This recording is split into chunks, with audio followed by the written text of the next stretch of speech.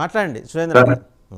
Sir నమస్తే. మీకు ప్యానల్లో ఉన్నటువంటి మిత్రులకు అదేవిధంగా 99 వీక్షిస్తున్నటువంటి ప్రేక్షకులకు అందరికి కూడా శుభోదయం తెలియజేసుకుంటూ, సార్ ఈరోజు నేనేమంటానంటే, మనము ఎవరి మీదో కక్ష తీర్చుకోవాలనో లేకపోతే వాళ్ళు చేసినట్టు మనం చేయాలనో నేను ఎప్పుడు కోరుకోను.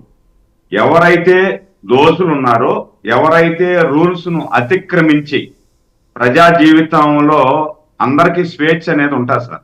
ఆ స్వేచ్ఛను హరించేటువంటి అధికారులు కానీ, ఆ స్వేచ్ఛను హరించేటువంటి నాయకులను కానీ శిక్షించాలా అనేదే నా ఎయిమ్. అంతేగాని ఎవరో చేశారు మనమో చేయాలా అనేది నా అభిప్రాయం ఎప్పుడు ఉండదు. దానికి తగ్గట్టుగానే ఇప్పుడు లాస్ట్ టైం మనం చాలా సార్లు కూడా చర్చించాం సార్.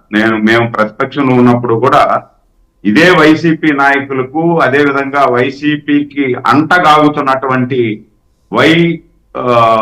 వైసీపీకి అంట కాగుతున్నటువంటి వైఐపిసి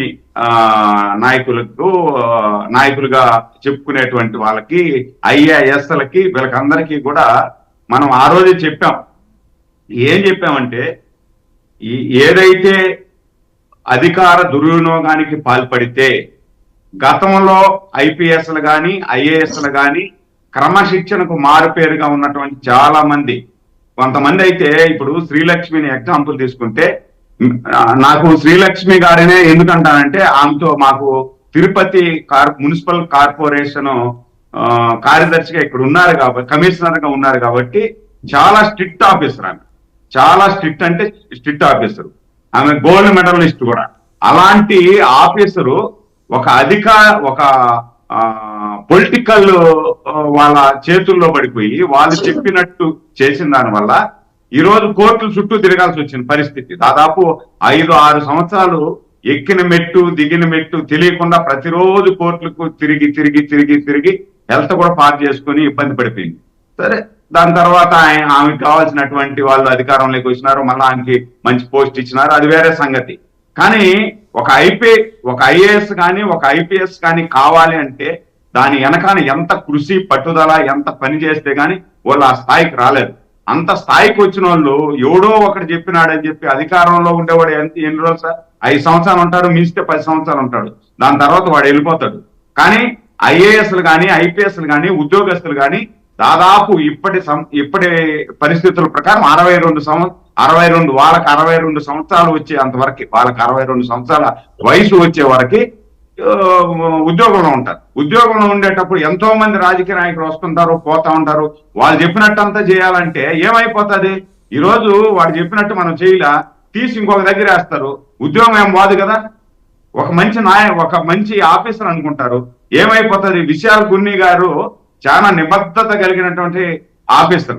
అలాంటి ఆఫీసర్ కూడా ఈరోజు ఇంత దిగజారిపోయి, ఇంత కిందికి దిగజారిపోయినాడు అంటే ఆశ్చర్యం వేస్తుంది. అదే విధంగా కాంచరాన టాటా నేను చూసా, తిరుపతి చిత్తూరు జిల్లా ఎస్పీగా ఉన్నారు. తిరుపతి జిల్లా ఎస్పీగా ఉంటే చిన్న ఒక ట్రాన్స్ఫర్ కోసం సార్, ఒక ట్రాన్స్ఫర్ కోసం డైరెక్ట్ గా నేను ఎన్నో ప్రయత్నాలు చేశా. ఒక ట్రాన్స్ఫర్ చేయించేదానికి, ఒక కానిస్టేబుల్ ట్రాన్స్ఫర్ చేసేదానికి ఎన్నో ప్రయత్నాలు చేస్తే కూడా ఆయన కుదరదు, రూల్స్ ఒప్పుకోదు అన్నటువంటి వ్యక్తి ఈరోజు 5 సంవత్సరాల్లో ఎంత దిగజారిపోయినాడు చూడండి. ఇప్పుడు కుక్కల విద్యాసాగర్ అనే అతను జస్వాని మీద కేసు పెట్టక ముందే, అంటే రేపు కేసు పెడతాడు విద్యాసాగర్, ఈ రోజే వీళ్ళు అత్యుత్సాహంగా విమాన టికెట్లు కొనిపెట్టేసినారు అంటే దీని అర్థం ఏం సార్? అంటే దీని వెనకాల ఎవరి ప్రోద్బలం ఉంది, ఎంత పెద్దల హస్తం ఉంది దీని వెనకాల అనేది మనకు అర్థమైపోతా ఉంది. ఇప్పుడు మామూలుగా మనం చెప్తా ఉంటాం సార్, పోలీసులు చాలా మంది చెప్తా ఉంటారు, కొన్ని సినిమాలలో మీరు వినుంటారు, నేను వింటా. కొన్ని సినిమాలలో ఏం చెప్తారంటే, ఎంత రాటుదేలినటువంటి దొంగ అయినా కూడా ఎక్కడో ఒక దగ్గర ఎంత రాటుదేలిన నేరస్తుడైనా ఎక్కడో ఒక దగ్గర చిన్న తప్పు, లాజిక్ మిస్ అవుతాడు, ఆ లాజిక్ వల్ల మాకు పట్టుబడతారు అని పోలీసు భాషలో వాళ్ళు చెప్తా ఉంటారు.